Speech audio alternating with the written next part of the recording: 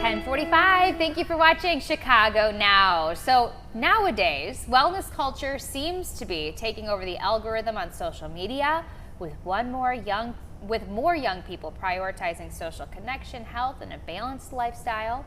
So one Chicago content creator in the mix is Hannah Mendeville. She's at selfcare_and the city. Good morning, Hannah. Can you hear us? Yes, I can. Good morning. Thank you so much for having me. Good morning. Good morning. So you are passionate about this, making events for people to live a healthier life, including alcohol-free events, hosting workout experiences, and helping people build meaningful communities. So what got you started in this?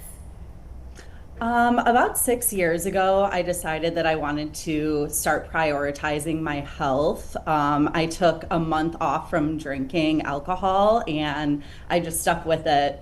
And with removing alcohol, I just added more positive activities and events and filled up my calendar with just more positive wellness-oriented experiences. And I wanted to showcase that to other people who might be, looking for the same things across Chicago.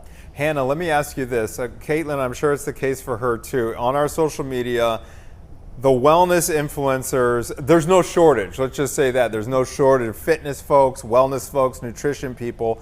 Tell us what sets your feed, your channel, apart from the others.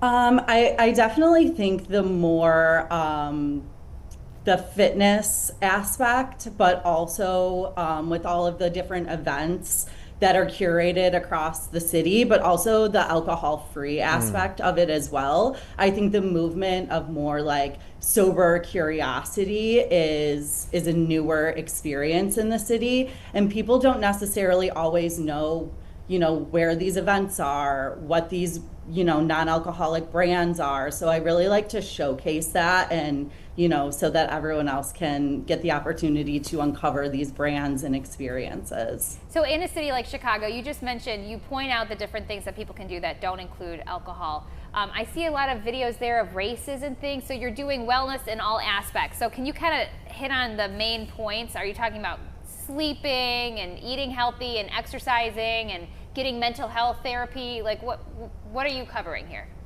That's definitely something I think, holistically that everyone, can add positive, health and wellness benefits and tweaks to their life. I think that's definitely personalized for each individual. But for me personally, I'm really big I'm a very experience driven person, especially in such a awesome city like Chicago. So I really like showcasing different health and wellness style events across the city. I'm a brand ambassador with Strength in the City. So we host different pop-up events throughout the city monthly, and then we also host a big fitness festival coming up here in September. I also like to do different run clubs, sunset Pilates, things like that. So just letting everyone know,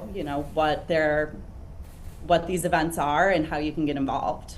I love the fact that your feed is focused on, in many cases, sobriety and going alcohol-free.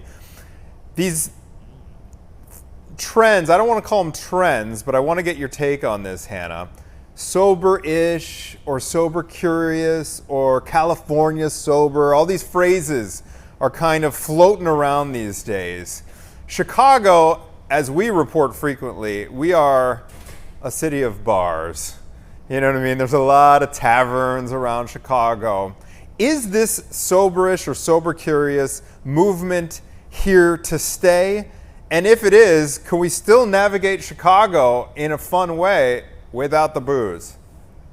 Absolutely. I definitely do think it's here to stay. There's more brands that are emerging. There's more people that are reevaluating their relationship with alcohol, whether they, want to take a break from it completely, or they just want to, have the option to have, maybe a low ABV or a mocktail instead. I think a lot of people are just, making some lifestyle changes, but I think that what has really changed is having these options at all.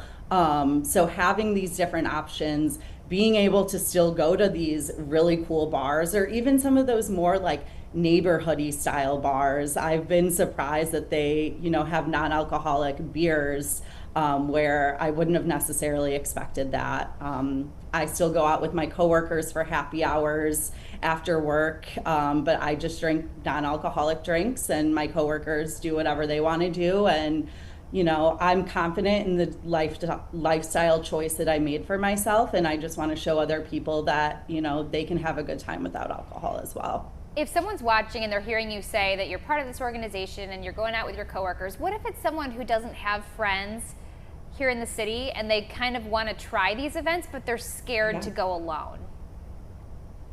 Yeah, I would say that's definitely, part of it. Sometimes, when you're doing something new or different, changing your lifestyle, it can be a little bit challenging and awkward in the beginning. But I would just encourage people to show up to some of these events, because I guarantee you they're not the only one that's showing up maybe by themselves or for their first time. I have met so many amazing, awesome friends through social media and through some of these events that, they went to an event by themselves. I might have went to an event by themselves, and now we've been friends for almost like 3 to 4 years now. So it's really just putting yourself out there, and you never know, you could walk away with a really great friendship. Yeah, absolutely. Take that first step.